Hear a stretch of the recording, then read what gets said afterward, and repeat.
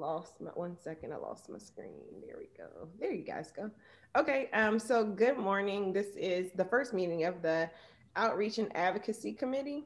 And we're going to build the agenda while flying. I was thinking adding items like, were there any loose ends from last year that we should cover as one point for the meeting? Things that we should advocate around this year. And then a third thing of like, how do we stay focused? Because my new sense is that every month there's something new. And if we focus on a lot of things, we don't get everything kind of done or done well. So those are my 3 bullets for this flexible agenda. Does anyone have any things that are on your radar we should add? Those buckets sound right to me. Okay, cool. I love your painting, Ebony Rose. It's nice. Thank you. Okay, cool. So let's start with loose ends from last year. And is anyone taking notes? Do I need to take notes? I've got someone at the door. Okay. Is that your response to taking notes? We can create a document in the shared Also folder. what I heard. Like Fraser is not taking notes. That's what I've gleaned. That's code. So wait, there's a shared doc, Jumpo? Yeah, I'll create a shared doc. Thank you. And does that mean you are taking notes, or just we can look at that and take notes as we go? I'm sure Malaya will be taking some notes. Okay. I can take pen notes too. Okay, cool. I just wasn't sure how this works because the last time I took notes, it was somebody else taking notes. Anyway, so loose ends from last year. One that I know about is I know the Board of Education wrote a resolution or letter around special education. And one of the follow-up items that were in that letter was quarterly check-ins or updates or some feedback loop. So I wanted to see, should we, since we committed to that letter, make sure that that continues to happen, if there's an interest in that, and then any other loose ends like that. Yeah. I mean, frankly, there are several, letters and resolutions that we passed. Mm-hmm. And the question is, it's kind of the same question we had about the outdoor learning resolution and letter is like, is that the advocacy in itself? Or do we want to, and that the question is a genuine one for us, like that can be the end of it, but is there more for us to do there? So, I mean, some others that come to mind are the teacher diversification resolutions. And that could also go to the other committee. But it's not practice. It's not teacher practice. So yeah, I think it would be here actually. So I'm talking about the Latinx and the African-American teacher resolutions. Mm-hmm. In Lunchtime Live yesterday, we got a lot of enough comments in the chat about what were at least 2 or 3 that I saw, like now that the state board has the teacher survey data, what are we going to do with it? Yeah. So it was a lot of interest, at least 2 or 3 comments I saw, which is pretty decent given we had like anywhere between 14 to 24 people or something like that on. So I think that we need to, when Emily was talking about the letters and resolutions that we passed last year, this is not the same board as the one was last year. Mm-hmm. Last year we had, to be honest with you, we had some problems, not problems, but it took us a while to get unanimity on resolutions and letters. I don't feel that at all with this board. And I think that we need to, it seems like we've reached a point where people are listening to what we're saying and that we need to elevate our voices even more to advocate, because I don't feel that, I think there's an urgency with summer school and with the opening of school in the fall or the late summer, whenever they decide to do it, that it doesn't, that they talk a lot about, well, we're going to have plans and all this, but I don't see anything that's going to change. We need to change the educational landscape in DC, period. And I think that we're the force that can do that. So Fraser, your comments actually make me think about maybe stepping back a little bit and defining for this group, then what does advocacy and outreach look like for this committee? Or maybe I should separate into two questions, or for the board, because I think before we start listing ideas, then now that your comment has me thinking, like, what do we consider that's in this group's realm so that we don't like touch other committees? Of course we want to collaborate, but we don't want to extend ourselves, because I think everything could be outreach and advocacy. So right. Thoughts on that, or anyone's thoughts on that? I think you're right about that. I think we can be the instigator for all of the committees. I mean, we're not going to be talking outside of, because we're in the committee with teacher, educator, whatever. And we're going to be talking about that, but that's what we're going to be talking about, advocating and reaching out for. So we may be the engine that moves all of the committees in a way, or just gives them a direction, not procedural or anything like that, but just a motivational direction, maybe. I have two thoughts in response to your question, Carlene. One is sort of going back to your original idea of like, what's already in progress or what has already been laid out, right? So that's one way we could go forward, is picking up the threads. And one of them that we haven't mentioned yet is the well-rounded education. And I know in a previous meeting, we talked about maybe me coming up with some framework that could be used by all of the committees, kind of like the equity framework. And so that's something I'd like to also add to the possibilities, that maybe this committee could work on something like that. And then I was thinking, what is very current now that wasn't true before that we could address? And I know something that we all have been grappling with is the learning loss piece, even how it's being framed, right? How it's being talked about. And maybe that's something that we would like to try to take on in this committee, is, how to maybe reframe that conversation or expand that conversation so it includes more. That's something I would be excited to try. I don't know how far we would get with that. But I think actually those could be overlapping, even like the well-rounded education piece and the sort of expanding of this conversation about learning loss. Yeah, and then there was, there are things that are in motion right now, like the attention we're getting for the teacher survey. And so could we, to use Fraser's term, be an engine for those things that are already happening, right? Like put more fuel behind that, try to direct it more, or direct it in some direct, maybe help some of the other committees use that momentum, or, what's happening already with the teacher survey for their own purposes. So those are some thoughts that I have.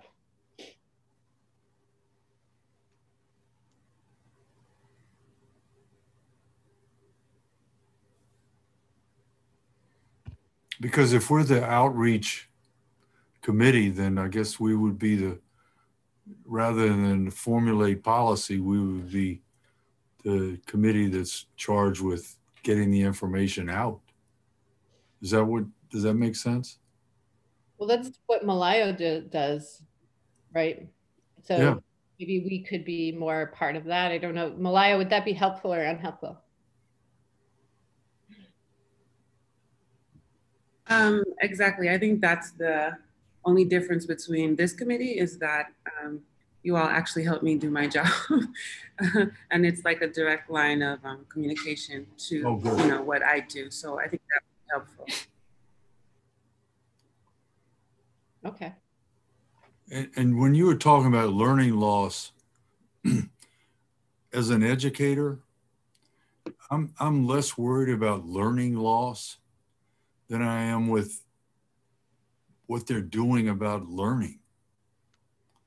I think everybody, I mean, it's like when you have an injury, all right, and you're not able to play something. I can relate to that probably 10 times. You can't play. You can't do anything with an injury. So you just lose that time, but it's not like you've lost it forever. You come back and you start playing it again. And I think our kids are very resilient. I mean, this has been a time unlike anything that they've ever experienced in their lives. When I was in high school, or when I was in junior high school in Norfolk, the governor of Virginia closed the schools in Norfolk for a semester rather than integrate the schools. So the white schools in Norfolk were closed, and the black schools in Norfolk were open. This is how stupid the government was. All right. So I didn't have the first semester of my 9th grade year in junior high. We didn't go to school. We went to church basements or something. I don't even remember where I went. That's how little. So I had learning loss for a semester. But then we went back to school and started being students again, and whatever the loss was, it didn't affect me as a student because I was a bad student anyway. But I'm less worried about that. I'm worried in something that's never mentioned. I'm worried about teacher learning loss. These teachers haven't been able to do what we do for the last year. And some of them they're not as old as I am, but some of them are young people, like in their 50s. And that's a big loss of a year of trying to do this Zoom like we do. I mean, we're all friends and talk to each other on Zoom, and it's like a conversation. Some of the teachers are like John Paul and Malayo are right now. They never see their students. They haven't seen their students all year. The students are supposed to be they turn their computers on and they don't turn the cameras on. That's a huge loss especially for you're a new teacher this year for the first time, and you're teaching online and you don't even know your students at all. I think that hasn't even been addressed. Maybe it'll be addressed this weekend in the forums with the union and Empower Ed. But I mean, nobody's even talked about that. So I'm sorry, I'm talking too much. It's okay. I saw Ebony Rose come off of mute a couple times, so I just wanted to know if you wanted to chime in or you're thinking. No, I'm that's good. That's a good place to stop. But I think that we need to really be yelling at people about what's going on. That's a good framing about teacher loss. Ebony Rose. I guess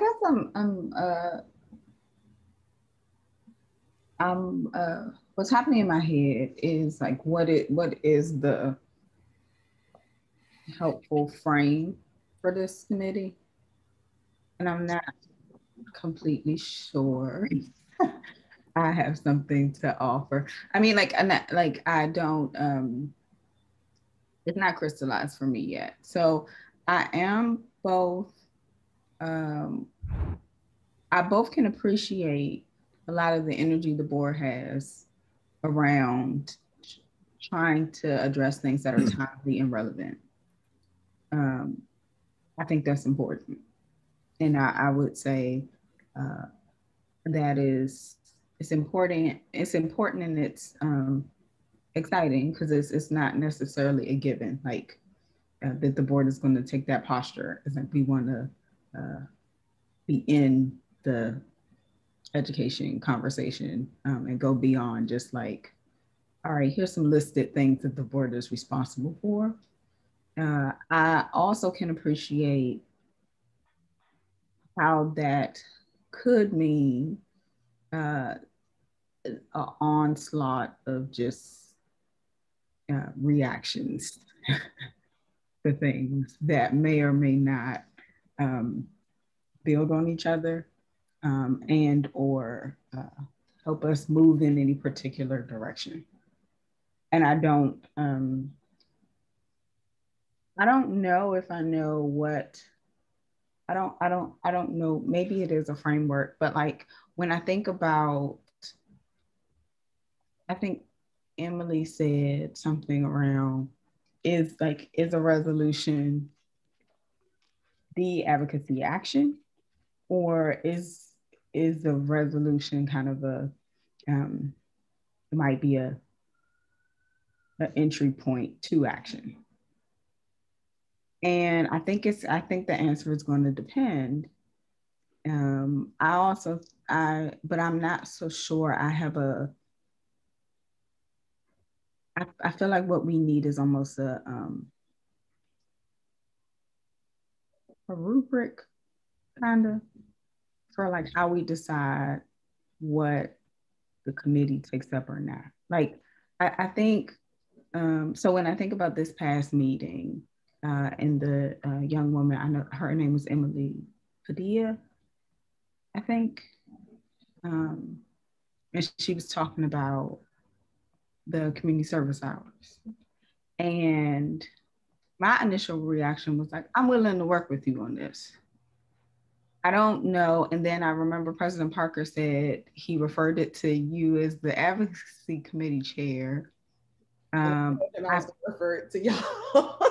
Yeah, and I well, as somebody who was like, yes, I'm moved by this, I appreciated a willingness to take it up. But I also have when I think about, and I'm sorry, I'm just going to draw on this experience because it's mine. But like when I think about the Ward 7 Education Council, people might see me testify or me write something, but we've already had an internal conversation and an internal vote around like, are we going to chime in or something or not? And I'm not quite sure. I think one of the first things this committee can do or should do is to think about how we make decisions. And I would like to see us use these meetings in particular, as we flesh out like how we make those decisions, to also use these meetings as like our working session around like discussing what is it we take up, you know, like how we apply that. I think would be my thought, because there are so many things that so many considerations when you act on something, when you don't, and what the actions are, and what you hope that and what you hope the outcome to be. And I'm not so sure there's a cut and dry answer, but I'm willing to think with this group around what our considerations are, like what as a body. So that's what's happening in my head. Yeah, Emily says we want to be responsive without being reactionary. I mean, there's also, I think, some issues that we can get ahead of if we see an issue coming down the pipe or something that might, you know. So yeah, so do we want to tackle that question of how do we make decisions on what we're going to pick up to kind of set a standard for, you know, here's what we should take up right now, here's when we stop, you know, or we feel like an issue has been resolved, something that in the accountability, one of the other committees, we were talking about like, you know, putting a bow on something before we launch into something else. And like, yeah, putting a bow on something before launching into something else. So you're going to talk about like, you know, what do we think? Like, how should we, you know, what makes us move, and then what does the end look like? Or maybe a pause, even because some issues aren't going to be an end. It's going to be, we got us as far as we can get us for the moment until we can get next steps in place. Yeah. I can also imagine that we might be working on more than one thing at once, depending on what it is. So if it is, for instance, you know, I could imagine, for instance, that we are working on a framework for something, and that we're also helping Malaya with the outreach stuff for, you know, the teacher survey, and, you know, that those can, you know, that we can divide and conquer on that. But I like so I also know that we need to have something by the next working session. Yeah, we have to have a plan. I forgot, but actually by the end of the month. Yeah, well, maybe that is our plan, though, is just that we come up with a rubric, as Ebony Rose suggested, that helps us going forward. Maybe that is our action, just the first action, because it's hard otherwise to know. There are a lot of things we could do. And so it does, that makes sense to me. That would be the first action that we take. That seems reasonable. I mean, that seems reasonable. I would offer that, I would offer two things. One is that there are different approaches to advocacy. And so like, when I think about, we could, as a committee, take an approach and say like, these are the things we care, these are our priorities, this is what we care about for the year. And it won't matter, quite frankly, what comes down the pike. Those are the things that we're going to push. Those are the things we might build campaigns around and communications around.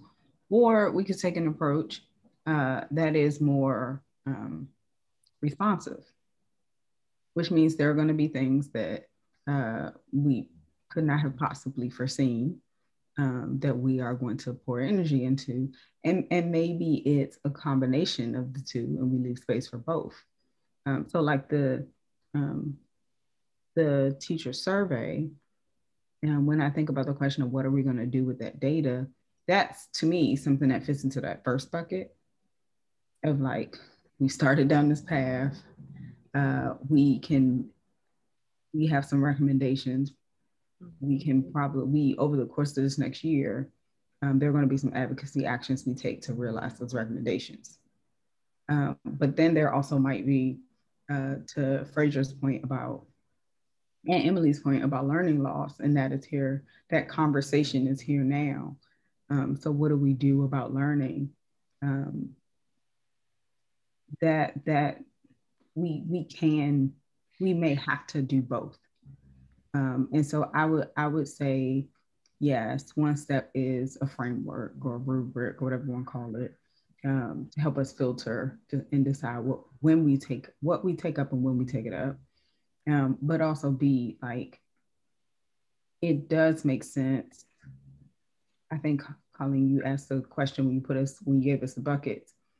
Are there things that are holdovers from last year, or from previous whatever, that we want to continue? And so some of those things might also be in our work plan around like teacher survey, you know, some of those things, and fleshing out how we act upon them. Would it be helpful to start a folder for this committee that has all of the resolutions and letters in it that would, you know, be potential threads that we continue, so we can at least look at those? And then also, I was trying to find just now and I couldn't find it, but when I do, I'll see if it makes sense. I was thinking about, I think it was at the retreat, again, when I was like trying to show like what the purpose of the outdoor learning resolution was.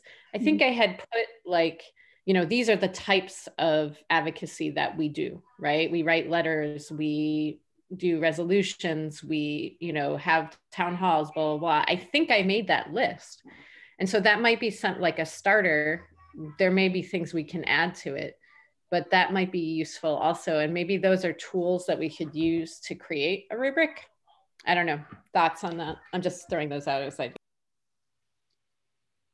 One thing that, as y'all were talking, if we are advocating and reaching out, we first need to know what the other committees are doing. I mean, if we got that rubric or a template for what we're going to do, I don't, our plan that we have to prepare, we have to propose, or we have to give at the next meeting might be that we are still, because we don't know what the other committees are doing right now. And if we're going to be the advocate and the outreach committee that's going to be publicizing, so to speak, what the other committees are doing, we really need to know what they're doing. Can I step in for 1 second? I do think that there is a difference in my mind from the Advocacy and Outreach Committee and Malayo's job, right? So Malayo's is tasked with doing the outreach on behalf and advocacy on behalf of the state board agency. So I think Ebony Rose and Emily's suggestion that what is needed, or what the committee may want to focus on at least first, is that type of rubric to help Malayo then implement her job, right? And I think that's something that is very new to the state board, right? Malayo is only the second person that we've ever had in this type of role. And so we as an agency need to help develop the things that make that job easier and more effective, right? We've gotten some really, really good press out of the work that Malayo did to prep the ATS survey, but we can always get more. And to Emily's point, that's the same, and Ruth made this point a number of times as well over the last couple of years, is like, so when we pass a resolution, what happens, right? Like, does it just live on our website? Does it not? Like, what, should we, if we send it on to somebody like the council or the mayor's office, then what? Is there follow-up? Like, what are the stages and where are they? I think that's the thing that I would think that this committee should be focusing on, is the development of the strategies, not the implementation. That's very helpful. And also this, I've been on the board. Implements? I'm curious. So it depends, right? Like if it's the social media, then, Caitlin and Malayo do that. If it's sharing information or a resolution with the council, generally I would do that, through that and do some of the follow-ups. It depends, right? If it's something, if it's something that is a member interest that the board is interested in, but hasn't necessarily acted on, like outdoor education, right? We've absolutely supported having additional funding in there. But Emily has done some amazing work on her own as a board member to move more than just that 4 million that we requested. So like, what is the right role? And this is one of the things that I put in the chat as well, is like, what is the role of the agency to promote, things that are agency advocacy versus member advocacy? Like what is the level of support? How are things, should the agency be retweeting things from members? Yes, but what if it's advocating something the board hasn't talked about yet? Like all of those nuances, I think, are going to be helpful. And not that they're like, you must do this or you must do this, but just understand that there are complications and subtleties into this process. And I think that's one of the reasons that, it's one of the specific things that I made sure when this committee was created, that Malayo was going to be the staff liaison for it, because she has such experience in government agencies doing this type of work that I think she's going to be an enormous resource for you. So I also put a link to the shared folder in the chat so that you can put all the items that Emily mentioned and those types of things. But I think I would suggest that the committee think less about doing advocacy versus like, how do we do it? But what about like in the case of like the resolution, like who, for instance, that special education resolution where it's the actual act of like quarterly, the State Board of Education is going to be, I think it was like a feedback on the state of things, are things better, and connecting with either families or agencies. I can't remember the exact language. In that case, are we just there to develop the strategy for the rest of the board, or? Well, I think that's very much up in the air, and sort of what the committee recommends, I think, is probably where we are, right? I think there is things like that we need to track, right? And Caitlin and Malayo have done some work tracking active clauses in our resolutions, and we have a tracker that we look at and say, okay, so is there something coming up that we should be looking at? Should we bring this to a meeting topics discussion with the leadership or with the admin committee? Like, what does this look like? But it's all in the infant stages, right? We're just starting this process, and I think this group is really poised to make that step from the beginning to what do we do with it, and make us into a much more active and productive agency. And the other thing too, for Carlene and Ebony Rose, is that when Emily and I came on the board, there was nothing like this. You know, we got pushback all the time about that's not the duty of the State Board of Education. You shouldn't be talking to your communities. And to be fair, Fraser, I think that it was less that it was, you know, we can't do this, versus there was definitely a sense from the leadership at the time that the active role of the state board was to do the things laid out in statute and bring information out. Okay. They had a different way of looking at what was important, right? But the resolutions that were passed were still very similar to the ones that we're doing now. I'm not trying to be negative about it. I know. I just want, you know, because now we have, like, it seems to me as though we have 9 activist members of the board that are in the community, you know, raising sand all the time, which is good. But it's not your grandmother's State Board of Education anymore. Yeah. And I'm taking myself out of that because sure. You know, and that's the thing too. And just for you know, for the members, you know, it is a very different group right now than it was when I joined the board 5.5 years ago, right? At that point, we only had 2 staff members, me and a staff assistant. And so, like, we developed a position for this sort of outreach work, right? And like I said, Malayo's only the 2nd person in that position. And, you know, frankly, I am not skilled in that area. And that's why I hired someone much better at it than I am, to show me how to do it, right? And I think that's the piece that I think is going to be really important, is that we make sure that the discussions are happening in a way that, yes, advocacy is a really important thing, but it's also that we're a government agency. And so we as an agency have to think about what does it look like for a government agency to advocate versus activist members, right? And I think those are some pretty significant differences. And I think we should encourage our members to be active and to be advocates for their communities and for issues and things that they're passionate about. But what is that line? What is the difference between an individual member versus the agency doing it, right? And I think that those are things that are, when I first joined the board, the idea was if the board votes on something and approves it, the agency can advocate for it. And I think that's changed a little bit, right? I think it's changed to, if the state board is discussing something, we can advocate a little bit for it.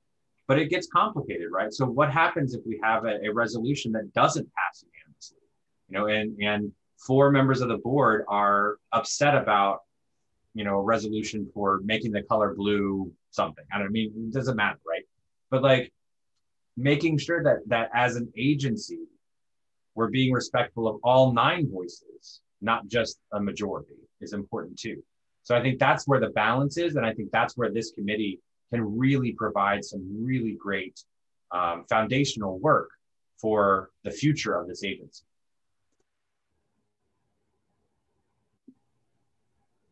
One thing I like the idea of is, I think something that has been questioned by members is like, we don't want to just pass a lot of resolutions for the sake of doing that. And we're at a point of, where we can figure out what the best way forward is. And I'm acknowledging what Ebony Rose said, that it depends, right? I mean, that's absolutely true. Sometimes there's a place for just acknowledging something and standing, we take a stance, and that's what we're doing. I think we just, want to be, I have heard this from other members, we want to be deliberate about that. So I like the idea of going through our existing resolutions from the past year and finding, and if that's already done, that's awesome. Like looking at that tracker and seeing what the action items were supposed to be. And maybe it's not for us to act on, it's more bringing it back to the members and just saying, this is what we said. Does this fit into any of the existing committees? Or is this something that our committee should take up in some way? And maybe it's more that we bring these things to the members for discussion at working sessions. It doesn't mean that's all that we do, but that could be one thing that we do. Or maybe that's the first thing that we do, just because, going forward, maybe the other thing that we do is defining more clearly what we think resolutions might be for. That might not always be possible, like, things develop. So, but yeah, I like that idea as a starting point. So maybe we have a couple of things now. One is like looking at what we already have out there from last year and this year, and then coming up with a rubric of some kind of how we, what we pick up and how we move things forward. I don't know. How do other folks feel about that being an initial step of the unresolved issues, and then what Emily just described as the first step? I agree. I'm fine with that. Yeah, I'm fine with that. I think one of the things that I heard John Paul say is we went from acting on something as a board when the majority of the board had voted on it, to possibly acting when we're discussing something. And I would be curious, like, it doesn't feel right to me. So what I apologize. Let me clarify that. What I mean was making sure that when we, like prior to meetings, we would occasionally use our social media to talk about a resolution that was coming up, right? Like the state board will be discussing resolution XYZ on this subject, but we were very careful not to say things like supporting or approving, or the state board will be approving this thing. We're very careful in language not to say anything that would be seen as predetermining a vote of the board. And I think that's very important. Right, and that's still true, right? Okay. Yes. Okay, because I guess my gut reaction is, yes, the threshold for when the board acts on something or takes up something is the majority of the board votes to do so. That's just, and like 4 people can be mad, but 4 people just gonna be mad. Like that's kind of how, that's how it works when you have a simple majority rules democracy. Like that's how that works. So I just wanted to clarify to see, because I'm new to the board, but yeah, and I think that's another thing. It's a really good point, Ebony Rose. I mean, I think one of the things that has been, what is then the expectation of members if they are in the minority on a vote, right? Do we expect them to say, I oppose this, but the state board approved it, and therefore, as an agency, this is what our policy is or thing is or whatever it is. Mm-hmm. Or do we understand that sometimes they're just going to be like, nope, still a horrible idea. We're never going to do this. This is ridiculous. All those types of things. I mean, what would be the expectations for when that happens, right? And I think that's challenging, right? I think in my mind, what would be kind of correct is to say the state board voted this way. I did not agree with the decision, but it is the decision of the state board, and I'm going to work for the next however long to convince more of my colleagues that changes need to be made, right? Like I think there's ways of using language in a way that doesn't try to undermine what the agency has done. Anyway, I think that's a little too maybe in the weeds, but I think this is part of the point is we don't have. And Emily has been doing a really great job in my mind of setting those norms of what meetings look like, what social media looks like, what all these things are. And I think that's another thing too that would be helpful for new members coming in to understand, like, this is how we generally operate, right? Sort of like standard operating procedures. And we try to have as collaborative and collegial a group as possible, even when we vehemently disagree with each other. We're still very respectful of each other. We still understand that they are coming from a place that we may not understand, but that they're coming from a good place or a place of interest, questioning. What was the words, Emily, that you used? Sense of curiosity. There you go. Thank you. So something that will be helpful for me for clarity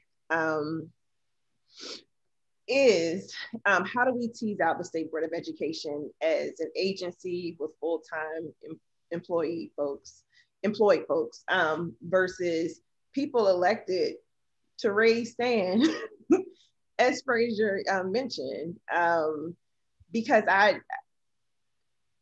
in order to be effective for what constituents in Ward 8, and I feel like other members probably feel this too, some of that action is not going to be safe for fully employed members who are State Board of Education. So I'm trying to, in my head, I didn't think like we were elected, we were representatives, but like not like to be agency people. I just had to say that. So I'm just kind of curious, maybe that's what the outreach advocacy group might need to work through.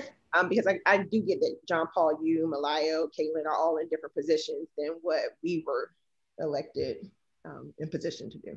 We're not agency people, but I do think that anytime you have, so we are a body of representatives. And there are going to be things that the body moves forward and acts on, which is why we vote on things. And then there are going to be things that the body does not move forward and vote on. That doesn't mean that individual members can't take actions, but this question of norms, I think, is a different one. So let's say that, I don't know, all of a sudden I don't like outdoor learning. No shade, Emily, but you know, this is all theoretical. All of a sudden, I don't like outdoor learning. And I personally think that stance is not one that is representative of or serves my community well. That doesn't mean that we are not on the record as an agency and saying like, this is what we support and this is what we should do about it. I could very well still have meetings or events or tweets, but it would be, I would have to be very, in my opinion, I would have to be very clear that that is my stance as a representative. It's not the board stance. So I think for me, there's a difference in restricting action, saying like, okay, well, if you didn't win, then you can't do anything, versus just the expectation of clarity when something is a position of the group versus something is your own position. I think for me, honesty is important, and it is both, and it is important for people to be honest and saying like, this is what I believe, this is what I think is best, this is what I've heard. And it is important in saying, and here's where my colleagues are. And it doesn't mean that every sentence you're doing both of those things at the same time, but you know, it would feel like I would expect for my colleagues, if we vote to move forward on something and it's now the whatever of the board, I wouldn't expect for someone to portray their individual opinion as my opinion and vice versa. So I that's how I think about it. Like, I'm not thinking about like outdoor learning. I'm thinking about some topics that we might agree on as a board, like collectively. Yeah. That agency employed, like DC government people are making their living off of being, you know, teasing that out. Like the bigger, like mayoral control, bigger issues that the board might do a vote or something like that, that could potentially impact State Board of Education employees. So I think I just want to like, yeah, for me it's the same. Like if it's the I think my expectation for myself, and I would extend the same expectation for my colleagues, is if this is what the board says, this is what the board is. That's what the message. I can also be honest in saying this is where I am. I don't expect all of those things to, you know, be perfectly aligned all of the time. I do expect members to be honest and transparent about what we have agreed to as a collective versus what is actually their individual stance, even if it's representative of their community. Like they can say, you know, as the Ward 7 rep, I know that the board took this stance, but based on whatever feedback from my community, this is where I am on it.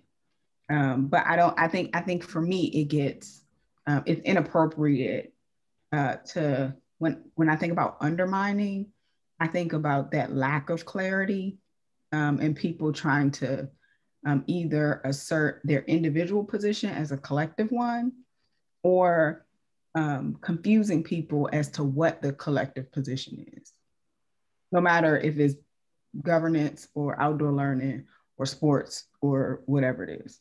Yeah, and I think this is another one of the challenges, right, too, is as elected officials and as individuals, right? Like you absolutely have the right and duty to provide testimony to the council or to PCSB or to whoever else, right? But we also get questions. The agency gets questions is like, is this an agency position or is this a member position? Like, what does that look like? And so that's one of the reasons too that it's important for me to see, you know, copies of statements when they're finished or done or whatever, so that I understand what members are saying, so that I can follow up with either that member or direct you to the right people or whatever those types of things are. But I think that's the other part of it too, is like, yes, you are absolutely elected, you know, representatives, but you are an agency too, right? The agency of the state board, you know, we work for the elected members, right? And so you have been elected to run this agency as in addition to representing your community and doing everything else that you do. Can I say one more thing? My last thought about that is, for the most part, I would not have an expectation of like, just because something is the board's position, that a member has to like evangelize it if that's not something that they agree with. And that's okay too. Yeah, so that the exception to that would be our elected representation, which should always be carrying the torch for the larger group. So if I'm an individual member and I don't agree with something, that might not be the thing that I'm talking about all the time, and that's fine. But if I'm elected as like the president or the vice president, and I'm providing some type of statement on behalf of the board, and it's something we voted on, my expectation would be that they're speaking with the voice of the board and not theirs as an individual, which can suck because, you know, I've been there. Like, it's like people think that every single word we say as the education council, for whatever reason, is mine alone because my job is to be the voice, but it's not. And as I think of it as a responsibility of leadership, to be honest and true to the group that you're representing. So that would be my last caveat is, you know, you don't have to evangelize if it's not something you agree with, unless you are the people elected to speak on behalf of the board. That's one of the reasons why we, when we're giving testimony in front of the council, we always identify ours that it is our own personal opinion and we're not speaking as members of the board. And just, I mean, y'all have been spoiled in the last couple of meetings because every time we vote on something, it's a unanimous vote. But as an example, when we talked last fall about police in the schools, there were it wasn't a unanimous vote by any stretch of the imagination. But the board voted on being against having MPD in the schools. And so that when people were talking about that as members of the board, then they were talking just as Ebony Rose said, they were talking about what the board's decision was rather than what their own personal decision was. And if they didn't agree with it, then they didn't talk about it unless they were asked about their own opinion. Because we do have sort of a bifocal view of what we are as members of the board and as individual members of the board. Cool. So it's almost 11. I know we're going to 12, but we don't have to go to 12. But because I think it might just be more like looking into the folders of what is not finished or, I guess incomplete resolution. I don't know, actions. I see you have to go 11:30. So yeah. I think, and it might just be like us using like the rest of the time to just kind of like, dig into things, put together like a document of what do we think items, or what is it? I guess a rubric or standard for advocacy should be, or next steps on certain things.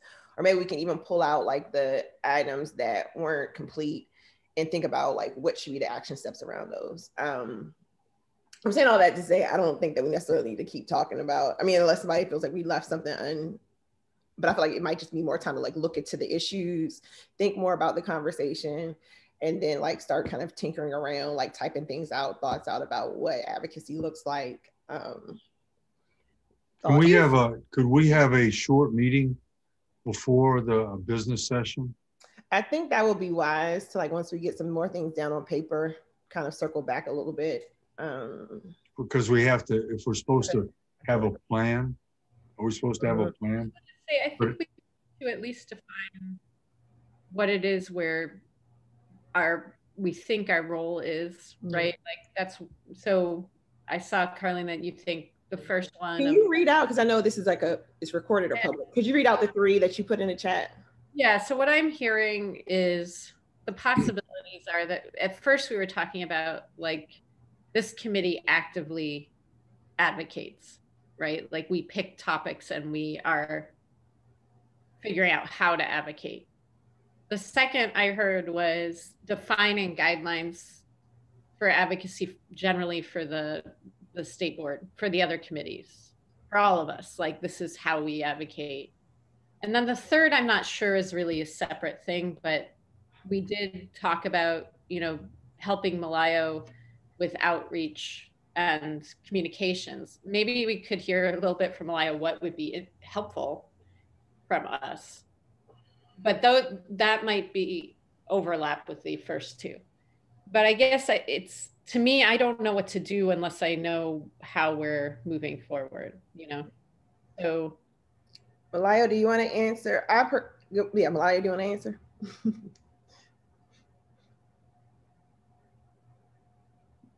Maybe coming off mute. I don't know. I kind of like number 2.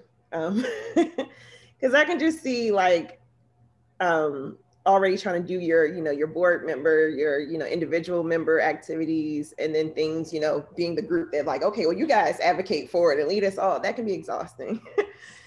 Yeah, but I do think if we decide to do that, we could figure out a way to make it less exhausting, right? Like what Ebony Rose was suggesting, one way might be just deciding we have 2 buckets this year.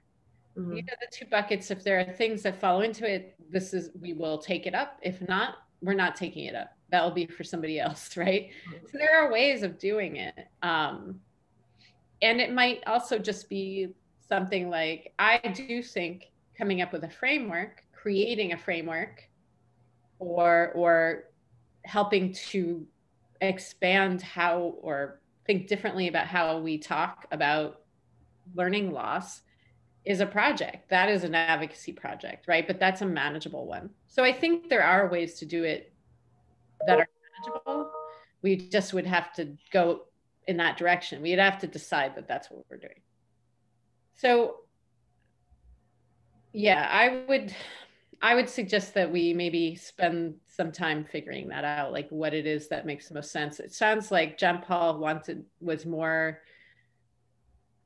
of the mind that this committee would be number 2, right?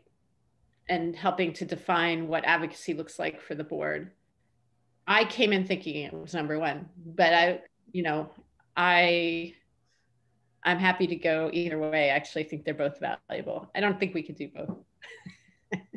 I mean, I don't think that, sorry for interrupting. I don't think number 2 will take all of the time, right? Like, I think that's something that I would suggest in terms of the work plan, identifying some dates on when you want that to be done, right? Like, is it something that can be done by August, September, so that, starting in the fall, we can, the committee can shift to more of active advocacy or identifying opportunities for the board and those types of things? I think absolutely. But I think it is something that's, we can also do some smaller projects throughout that time as well. And again, this goes back to the original point of we need to know what the other committees are doing too. So this is why I think it's important for this type of conversation to be part of the larger conversation on the April 7th working session, to hear what all of the committees are doing, and then put those in the order, the right placement for the Gantt chart, to make sure that we're not overloading ourselves, either or the members or staff. I agree completely with that. Sorry, Ebony Rose, I missed that. Thanks. We have a Gantt chart, John Paul? We are going to be creating a Gantt chart for all committees. Oh. And an agency-wide Gantt chart. A Gantt chart is a... Oh, I know what it is. I have no idea what it is. For those that don't know, a Gantt chart is a large chart that is project tracking. Yeah. By month, week by week, or through quarters, or however it is. And you get to move along the chart. It's similar to the work that Dr. Sutter has shown in the work plan for work plans. So the hope is, and the expectation kind of is, that each committee will be submitting something that will be then part of the agency-wide Gantt chart. That's one of the reasons that Zachary and Emily and I have been pushing the committees to make sure that they get this done, so that we can have it ready for the April 7th working session. So we really need to have that information probably by, the end of March, so that we can put it all together, right, in a one place, so that everyone can look at it. And the idea is too that we're going to be using a program, I don't know if folks are familiar with, but called Asana, which is an online project tracking software. so that members at any time can log in and see where we are in certain steps. Wow. I realize I'm just a pretty face in this committee because y'all all know what he's talking about. I haven't the slightest So idea. Frazier, do you remember, we actually did create a physical, like a year ago, we created a huge physical Gantt chart. I believe you, John And then Paul. we ignored it completely. But remember, I don't even know how to do what y'all put in the chat. No worries. But I mean, a Gantt chart is one of those things that is either very satisfying for some people or absolutely obnoxious to some people. It's very, you know, the reactions are very polarized. I didn't even know it was on the table, but everyone's eyes lit up when you said that, and I thought you said dance chart, and I was trying to figure out, is John Paul had a second job doing ballet or doing nobody wants to bugs and stuff like that. I didn't know what the dance chart was. I dance exactly like I look. Okay. Now I was in jitterbug or ballet or tango or something. I don't know. I used to do jitterbug. But I still think that we need to find out what finding out what the other committees are doing is a priority for us to be an advocate and an outreacher for what they're doing. We shouldn't be an initiating committee, should we? We should be initiating action on what the other committees are doing. I mean, I think that's an open question, right? I think that this committee could also be an initiation committee if there's something, like a statewide issue that a committee isn't necessarily working on. Okay, that's fine. I think is important, right? Like, learning loss or something like that. Like, where does it fit? Where do we talk about things like equity? No, I don't hear your dog, but I definitely hear mine. Where do you, how does the board advocate better for budget equity? What committee does that fall under? Right. Like, there are state board wide things that I think this committee could actually be an initiator for. And I think that's one of the things to bring into the conversations later as well. I was just saying that I don't know what the other committees are doing. Like when you're talking about learning loss, then there may be one of the committees that's talking about learning loss. Our committee about educators probably isn't talking about learning loss. Mm-hmm. We're talking about teacher retention, or we're talking about mentoring, or we're talking about those kinds of things. But I don't know what the other committees are working on. So when you get that dance chart, how do you spell the word? Is it dance? Gantt. Gantt, G-A-N-T-T. Oh, yeah, okay. Anyway. I like dance chart. When you get that, when you get that, then we can have then we have information about what to advocate for and what to advocate even more for. Cool.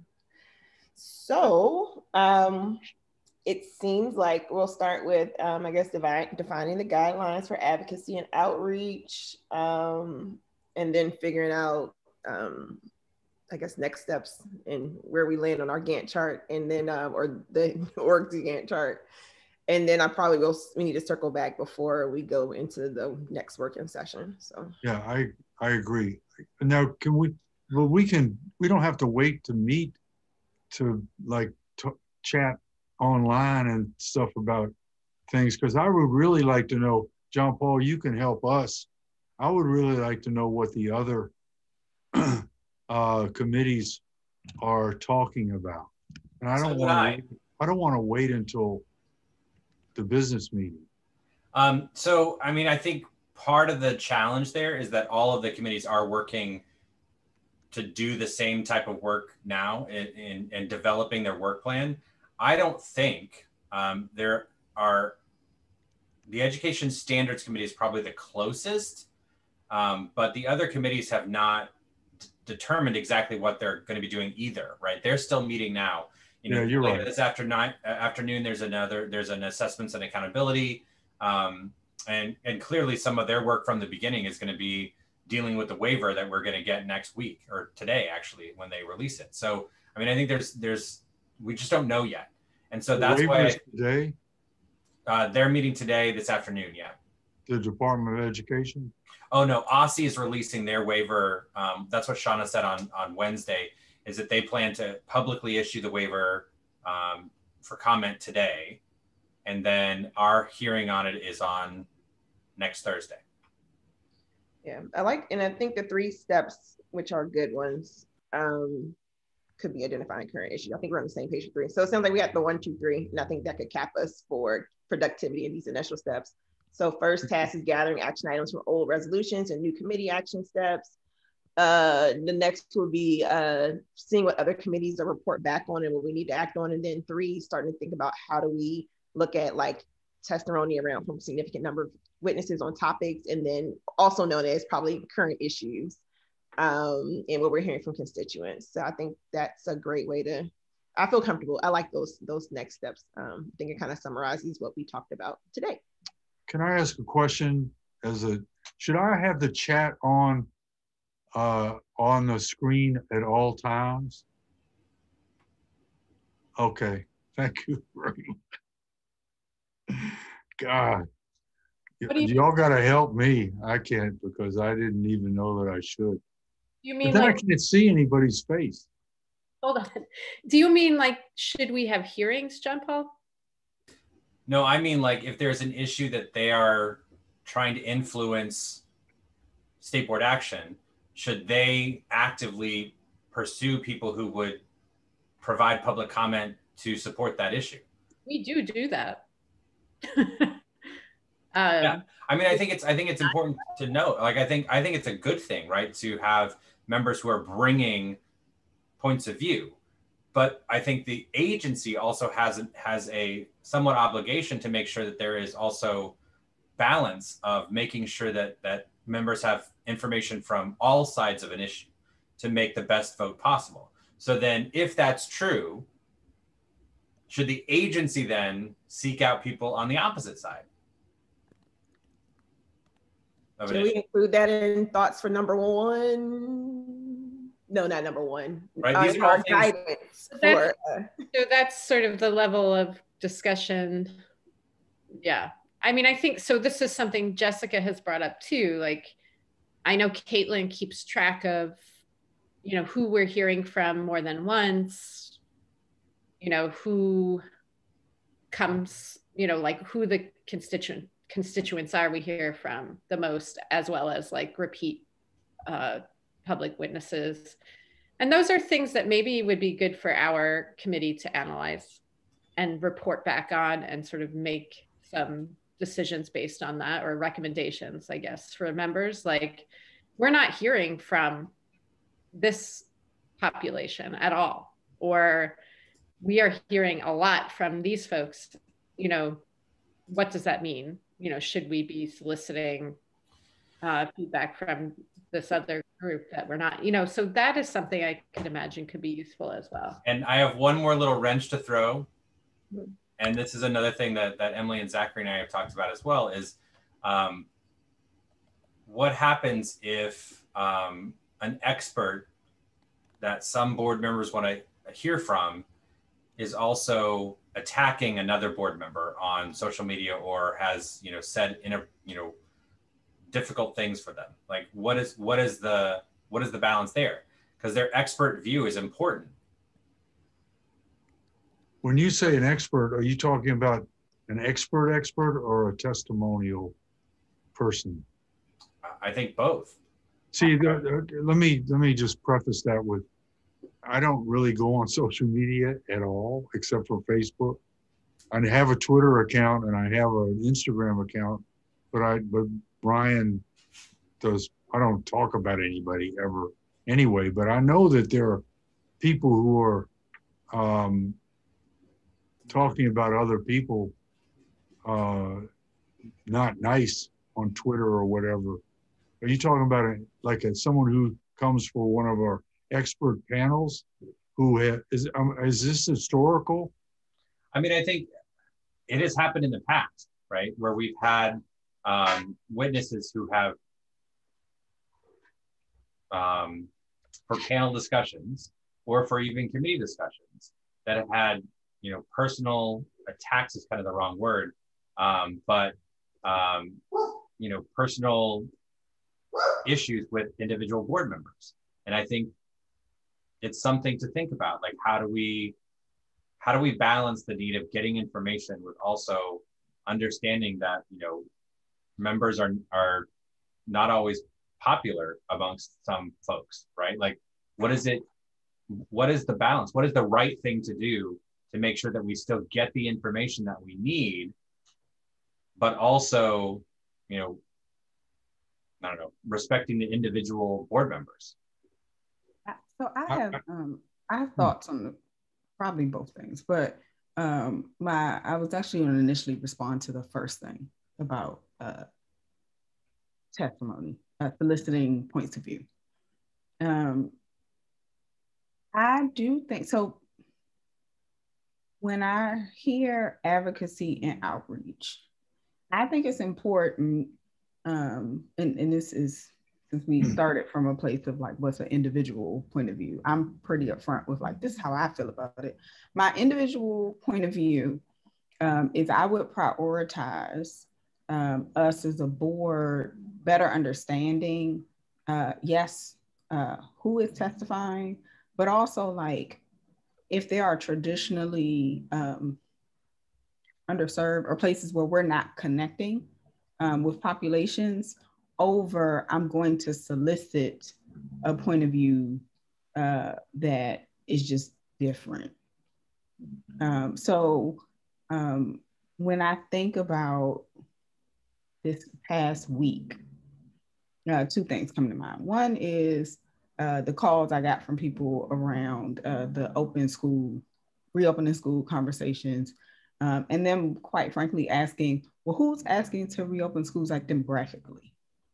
Right, and there are reasons for that, for hope, which we don't have to get into here. But so then the question becomes like, okay, well, in theory, I could, because so many people show up and say that, I could go looking for people to say the opposite thing.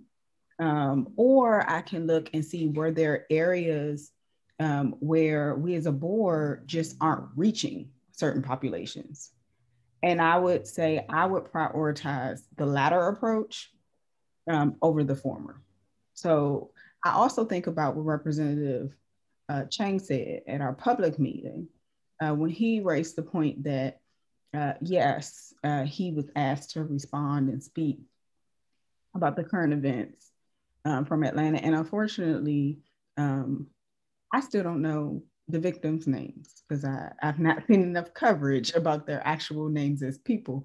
But he said something that stuck with me, which is, this is the first time where we have acknowledged that we have Asian schools in the district.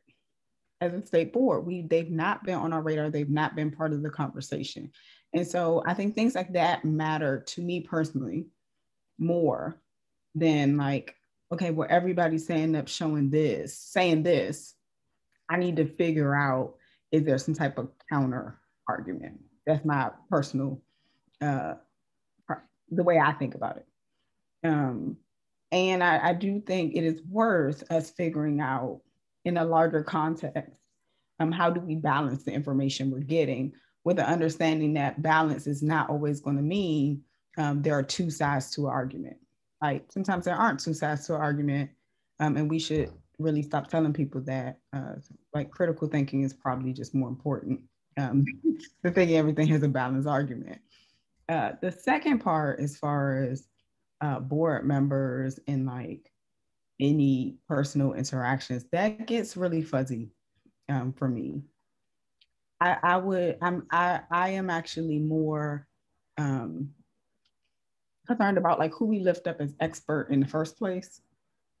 And I would like to have a better understanding of how we define expert. I do think there are expectations for professionalism generally, but I'm not so sure I feel not just completely comfortable, but compelled in wading into the feelings of things like that gets fuzzy for me. And so, because I am not someone who is typically moved by slippery slope arguments.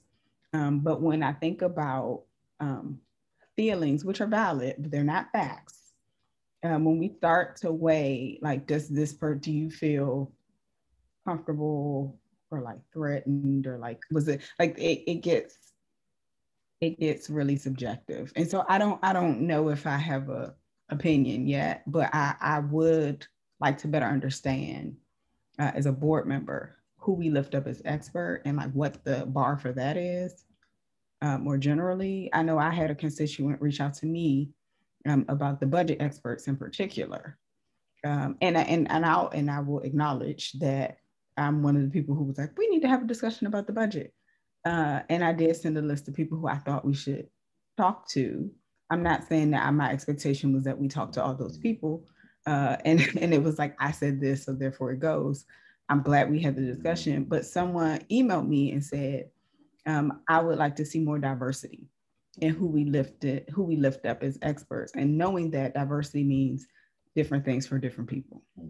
But my response to them was, like, I'm glad we're having a conversation. I'd be curious to hear from you what you mean by diversity. But I'm not. I would have liked to be able to offer a more objective, like, this is how we think about experts as the board. And I don't have the vocabulary or understanding for that. That's really good. Yeah. We had the testimony on Washington Met last year, and Lyric Johnson was the spokesperson for Washington Met, and she just graduated from high school, and she was a real expert about that particular topic. All right, so it doesn't mean that just because somebody has a lot of degrees in economics or anything that they're necessarily more of an expert on the budget than someone who doesn't get money for their schools or anything, as far as their being experts for the budget. I agree with what Ebony Rose said.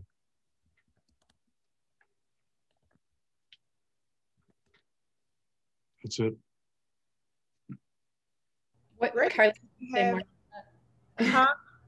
No, what do you think we should kick over to the admin committee? The definition of expert or diversity, or some clarity on how experts are selected. But how are they selected? I think we could define that in this. That could be part of what we do, but it could also be the admin committee. I think somehow it makes more sense, like it seems to fit with what we were saying if it's part of number 2, right? Of like coming up with the guidelines. It's also just maybe bringing to the board, the members' attention, this is what we had. This is what we didn't have. What does that mean to us? And just having the discussion. It's not like we need to be the ones to come up with the guidelines. It's more that we are helping to do the initial piece, not the analysis necessarily, unless we decided we wanted to do that, but that we are like pulling it apart and just showing like, and since Caitlin is already doing a lot of that, I think, it makes our job easier. We can kind of be the ones to figure out how to present it. I don't know. That's one thought. I guess my question just is, as we come up on what are our next steps? Are we looking at those?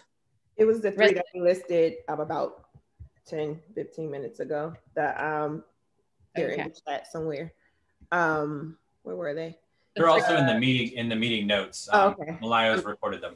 Thank you. It was gathering information, gathering the action items for old resolutions and new committee action steps, hearing from what is it? Wait until, hearing from what the other committees are going to do so that we can, define our actions too. And then thinking about either public testimony or current issues and our response to when we get a significant, either number of people testify around the issue or there's a pertinent current issue. So how do we do that? Do we want to divide and conquer on it, or start a shared doc and all just put whatever we find and add to each other's points? Or I like shared doc with maybe like box out the 1, 2, 3, and then add points underneath it. And then we can figure out a way to chart out once we kind of see what ideas are floating out there. Yeah, and I need to see what's. If you can make sure that those shared docs are in that shared folder, that will be helpful. We can create those docs if it's easier. Just remember that decisions cannot be made over email and those types of things, but you can certainly have discussion and that type of thing. Thank you for that reminder. So wait, Fraser, do you have access to those folders? I have no idea what y'all are talking about. Are you talking about the folder that's in blue? Yes. So if you click that link, the last link that I just put in the chat. I clicked on the link and it said that I need to go to Octo. Oh, no. So you may have to log in to your Office 365. You have to use your DC government access to access the files. Are you on your OMAN, your Gmail account? I'm on my OMAN account right now. Yeah, that's fine. So if you sign in with your dc.gov, I think you'll have access to it. Yeah, that's what you think. This is why I need a secretary.